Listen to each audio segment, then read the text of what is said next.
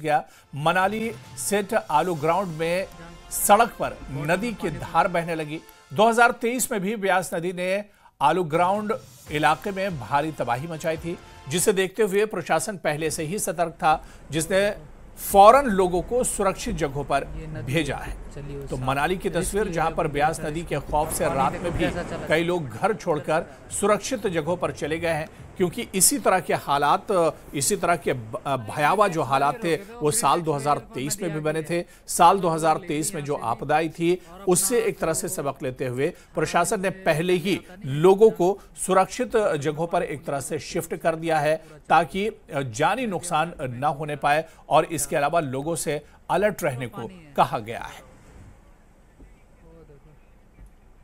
तो मनाली में प्रशासन ने कैसे रात को ब्यास नदी में आए सैलाब के बाद लोगों से सुरक्षित जगहों पर भेजा, अब उसकी एक तस्वीर भी देखिए। ये तस्वीर आप देखिए। यहां एपीएमसी का एक कर्मचारी सैलाब के बीच फंस गया। पानी का बहाव तेज होता जा रहा था। सैलाब में फंसे शख्स को क्रेन की मदद से सुरक्षित निकाला गया है।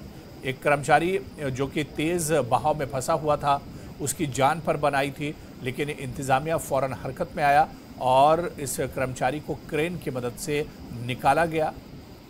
और आप देखिए, ये तस्वीर देखिए। कई लोग अब सुरक्षित ठिकानों पर लोगों को भेजा गया है, जो लोग पानी के बीच में फंस गए थे, क्योंकि पानी का बहाव इतना ज़्यादा तेज़ है कि सड़क पर भी, आमदोरफ्त का जो रास्ता है वहाँ पर भी पानी तेज़ बहाव के साथ बह रहा है। यानी जो लोग जहाँ पर थे वहीं पर फंस के रह गए, और ऐसे में इंतजामिया ने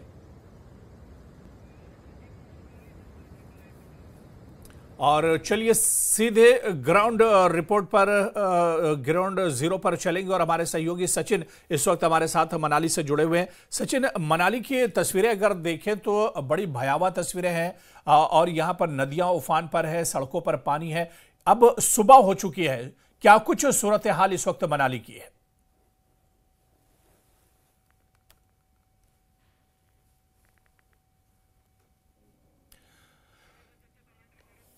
तो हमारे सहयोगी की अब तक आवाज नहीं आ रही, दोबारा से हम उन तक जाने की कोशिश करेंगे, और पूरे मनाली के मौसम की जो सूरत हाल है उसे भी जानने की हम कोशिश करेंगे, क्योंकि लगातार मनाली में हालात काफी ज्यादा खराब है। ब्यास नदी उफान पर है, पानी का बहाव काफी ज्यादा तेज है, रास्तों पर जो रास्ते हैं वो पूरी तरह से एक तरह से ब्लॉक हो गए हैं।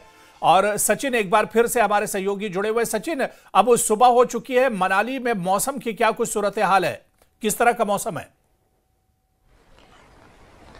जी हाँ, देखिए, अगर मनाली की बात करूं तो मनाली में जिस तरह जो बारिश यहाँ पर हो रही है उससे यहाँ का जनजीवन पूरी तरह से अस्त व्यस्त हो चुका है, और अभी भी लगातार यहाँ पर जब बारिश हो रही है। मौसम विभाग की माने तो मौसम विभाग के द्वारा आज भी पूरे दिन जो है भारी बारिश का जो है अलर्ट यहाँ पर जारी किया गया, जिसको देखते हुए प्रशासन द्वारा भी यहाँ पर जो अलर्ट जारी किया गया और सभी लोगों से, नदी नालों से दूर रहने की जो यहाँ पर अपील की है। फिलहाल अगर मैं इसके अलावा बात करूँ तो मनाली में जिस तरह जो है ब्यास नदी ने अपना रौद्र रूप धारण किया है, उससे जो है बांध के पास जो है एक रेस्टोरेंट, कुछ दुकानें और एक मकान के जो है ब्यास नदी की भेंट चढ़ने की जो है वहां से सूचना प्राप्त हो रही है। और इसके साथ ही मनाली वॉल्वो बस स्टैंड के पास जो मनाली केलोंग नेशनल हाईवे है वो पूरी तरह से क्षतिग्रस्त हो चुका है। इसके साथ ही किलाद के समीप बिंदु ढंकार के पास भी जो पूरी सड़क वहां पर जो है क्षतिग्रस्त हो चुकी है। और जिस तरह जो देर रात को जो है आलू ग्राउंड के पास जो है कुछ लोग जो है वहां पर जो है सब्जी मंडी के पास जो फंसे थे, उन्हें वहां से जो सुरक्षित रेस्क्यू कर दिया गया है। फिलहाल प्रशासन यहाँ पर जो नुकसान हुआ उसका आंकलन करने में जुटा हुआ है, लेकिन इसमें नदी का जो है बहाव वो काफी ज्यादा जो है बढ़ चुका है, और उसके साथ में जितने भी नदी नाले घाटी में बहने वाले उनका भी जो है काफी ज्यादा पानी उनमें आ चुका है। और ऐसे में जो मनाली शहर को जो पानी की सप्लाई जाती है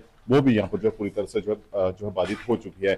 फिलहाल जिस तरह की अभी बारिश यहाँ पर हुई, तो ये घटना जिस तरह आज यहाँ पर जो सामने, इसने एक बार फिर से 2023 की वो यहाँ पर जो ताजा कर दी, जब 2023 में ऐसा ही फ्लड मनाली में आया था और उससे जो भारी नुकसान यहाँ पर हुआ था, वही यादें एक बार फिर से यहाँ पर जो ताजा हो चुके हैं। फिलहाल जिस तरह की अभी पल पल की जो अपडेट हमें मिलती है और जो जानकारी हमें अलग अलग स्थानों से मिली, तो उसमें जो बताया जा रहा है कि काफी ज्यादा नुकसान हर अलग अलग क्षेत्रों में यहाँ पर हुआ है। फिलहाल मनाली से कुल्लू के मध्य जो राइट बैंक है, जो मनाली कुल्लू नेशनल हाईवे है चंडीगढ़ वाला, वो पूरी तरह से जो बाधित हुआ, और ऐसे में सभी वाहनों को जो है रायसन से होते हुए, नगर से होते हुए जो है मनाली भेजा जा रहा है, और मनाली से जो वाहन कुल्लू की ओर आना चाहते हैं उन्हें भी जो लेफ्ट बैंक होते हुए जो है कुल्लू की ओर भेजा जा रहा है, क्योंकि राइट बैंक पूरी तरह से यहाँ पर जो है मार्ग बाधित हो चुका है, ब्यास नदी की फेंट वो चढ़ चुका है।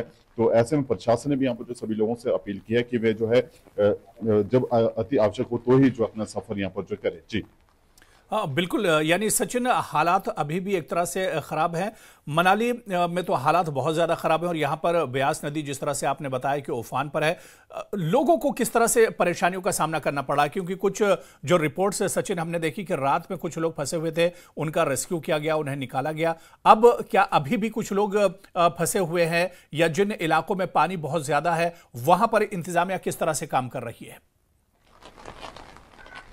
जी हाँ, देखिए अभी फिलहाल किस तरह के कोई लोगों के फंसे होने की जो जानकारी नहीं मिली है, लेकिन जो लोग फंसे हुए थे उन्हें जो है रात को ही पुलिस विभाग, प्रशासन और जो है स्थानीय होमगार्ड की टीम है उनके द्वारा उन्हें जो है निकाल दिया गया था। लेकिन जो नदी किनारे जो लोग हैं, जो नदी किनारे रहते हैं, जिनके घर वहां पर है, उन्हें जो है वहां से सुरक्षित स्थानों पर भेजा जा रहा है, क्योंकि जिस तरह जो है लगातार जो है ब्यास नदी का जो जलस्तर वो बढ़ता जा रहा है, तो उससे पहांग से लेकर जो है मनाली के मध्य जो कई स्थानों पर जो है पूरी सड़क क्षतिग्रस्त हो चुकी है।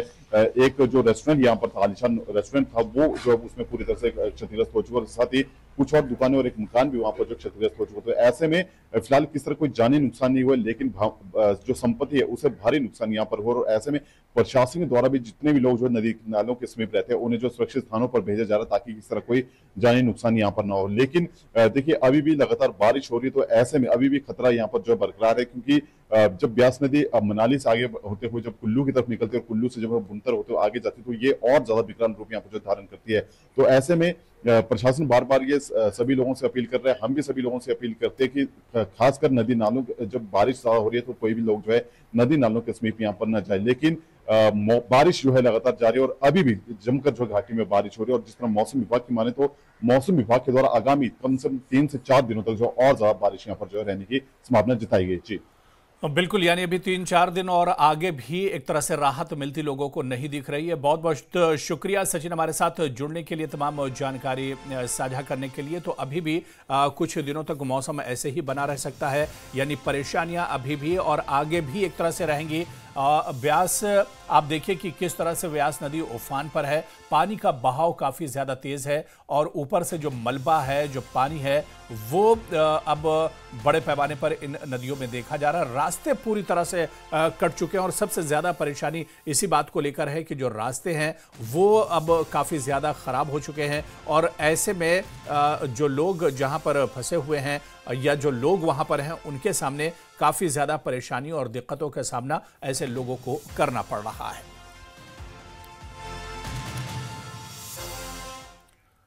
और वहीं लगातार बारिश से कुल्लू में भी लोग दहशत में हैं। यहां ब्यास नदी, पार्वती नदी, तीर्थन नदी, पिन पार्वती नदी, लगघाटी खड्ड और गड़सा खड्ड में सैलाब आ गया है।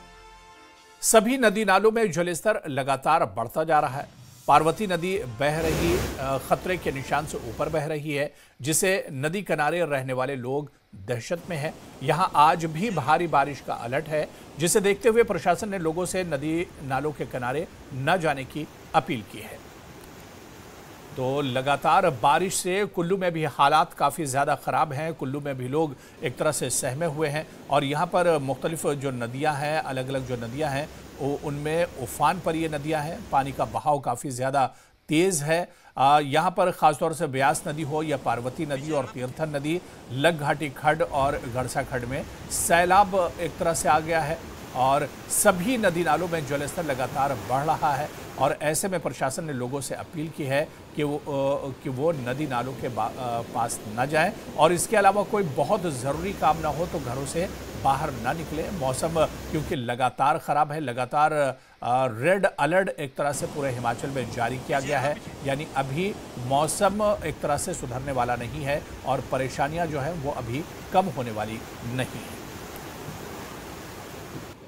कुल्लू जिला में पिछले 24 घंटे से लगातार भारी बारिश का दौर जारी है। ऐसे में कुल्लू जिला की बात करें तो भारी बारिश के चलते नदी नाले उफान पर बह रहे हैं। नदी नालों के जलस्तर में जिस तरह से बढ़ोतरी हो रही है, आप देखते हैं कि यहाँ पर जो ये लग घाटी से खड्ड आ रही है उसमें जो है उफान पर बह रही है। और इसके साथ साथ ब्यास नदी की अगर बात करें तो ब्यास नदी पे भी जलस्तर की मात्रा काफी ज्यादा बढ़ गई है।